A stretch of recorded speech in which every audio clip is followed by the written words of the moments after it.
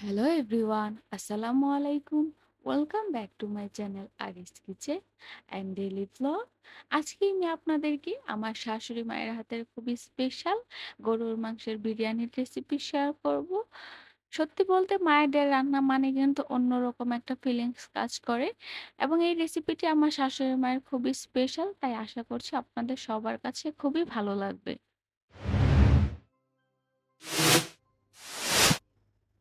তো এই রেসিপির জন্য ফার্স্টেই আমার শাশুড়ি মা দিয়ে দিলেন পরিমাণ মতো তেল। একটি হাঁড়ি আগে থেকে একটু গরম করে নিয়ে তারপরে এর ভেতরে ১ কাপ পরিমাণ তেল এবং ২ কাপ পরিমাণ পেঁয়াজ কুচি দিয়ে দেওয়া হয়েছে। আপনারা আপনাদের পরিমাণ মতো সবকিছু ইউজ করবেন।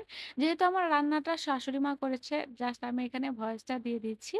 এখন এর ভেতরে দিয়ে দেওয়া হলো কিছু গরম মসলা মানে এলাচ, দারচিনি, তেজপাতা, লবঙ্গ আরকি গরম মসলা হিসেবে যা, যা লাগে সবকিছুই দিয়ে দেওয়া হয়েছে।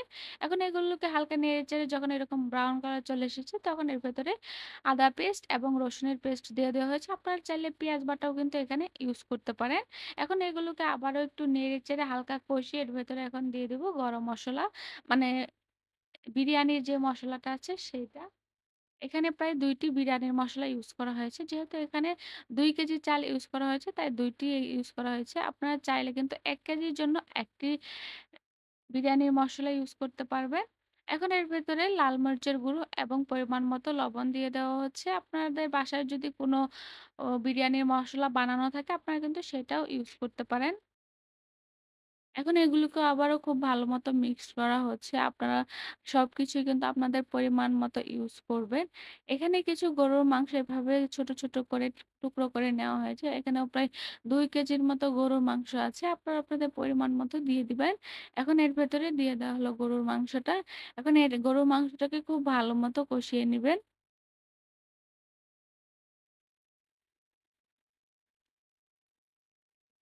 এখানে কোনো কিন্তু এক্সট্রা পানি দেওয়া হয়নি। গরুর মাংসটা থেকে একদম মিডিয়াম টু লো আঁচে এভাবে কষালেই কিন্তু অনেকটা পরিমাণে পানি বের হয়ে গিয়েছে। নিশ্চয়ই আপনারা দেখে বুঝতে পারছেন। এখন এদিকে আরেকটি প্যানের ভিতরে বা হাঁড়ির ভিতরে কিছু গরম মসলা দিয়ে দেওয়া হচ্ছে। কিছু তেজপাতা, দারচিনি, এলাচ এবং একটু পরিমাণে তেল দেওয়া হয়েছে। এখানে পোলাওয়ের চালটা আগে থেকে ভেজে নেওয়া হবে। আপনারা চাইলে পোলাওয়ের চালটা কিন্তু এখানে সিদ্ধ করেও দিতে পারেন। এখানে পোলাওয়ের চালটা আগে থেকে ধুয়ে পানি ঝরিয়ে নেওয়া হয়েছে। মানে একদম ঝরঝরে করে নেওয়া হয়েছে। এখন এর ভেতরে চাল দিয়ে এটাকে খুব ভালো মতো ভেজে নেব। আপনারা চাইলে কিন্তু এই প্রসেসটা পানির মাধ্যমে হালকা সিদ্ধ করেও দিতে পারেন। মানে 50% সিদ্ধ করেও দিতে পারেন। বাট আমার শাশুড়ি এখানে একটু এইভাবে ভেজে তারপরে একটু পানি দিয়ে হালকা সিদ্ধ করে তারপর এই মাংসের ভেতরে দিয়ে দিচ্ছে। আসলে এই প্রসেসটা একেকজনের একেক রকম। আমার শাশুড়ি মায়ের একরকম, আপনাদের অন্যরকম বা একেকজনের কিন্তু একেক রকম প্রসেস হয়ে থাকে। তা আপনারা আপনাদের পছন্দ মতো রান্না করতে পারেন বা আমার প্রসেস অনুযায়ী কিন্তু একবার ট্রাই করতে পারেন। এখন মাংসের সাথে চালগুলোকে খুব ভালো মতো মিক্সড করে নেওয়া হবে। তো দেখুন এটা কিন্তু অলমোস্ট হয়ে গিয়েছে। নিশ্চয়ই আপনারা দেখে বুঝতে পারছেন। এটাকে অনেকক্ষণ দমে রাখা হয়েছিল। প্রায় ৩০ থেকে ৪০ মিনিট ঢাকনা দিয়ে ঢেকে দমে রাখা হয়েছিল। মানে একদম লো আঁচে।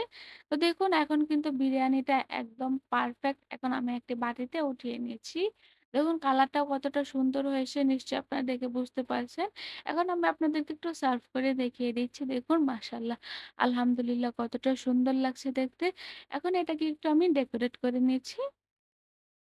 কিছু কাঁচামরিচ দিব, শসা প্লাস টমেটো এগুলো দিয়ে আমি ডেকোরেট করব। আপনারা আপনাদের পছন্দ মতো ডেকোরেট করে নিতে পারেন। তো এই ছিল আজকে আমার শাশুড়ি মায়ের হাতের স্পেশাল গরুর মাংসের বিরিয়ানির রেসিপি। আপনাদের কেমন লেগেছে অবশ্যই কমেন্ট করে জানাবেন। তো এই ছিল আজকে আমার খুবই মজাদার একটি রেসিপি। আমার রেসিপি ভালো লাগলে অবশ্যই লাইক, কমেন্ট, শেয়ার দিয়ে আমাদের পাশেই থাকবেন এবং এরকম আরো নিত্য নতুন রেসিপি পেতে আমাদের চ্যানেলটি এখনই সাবস্ক্রাইব করে রাখুন। আজকের মতো এখানেই বিদায় নিচ্ছি। সবাই ভালো থাকবেন। আল্লাহ হাফেজ।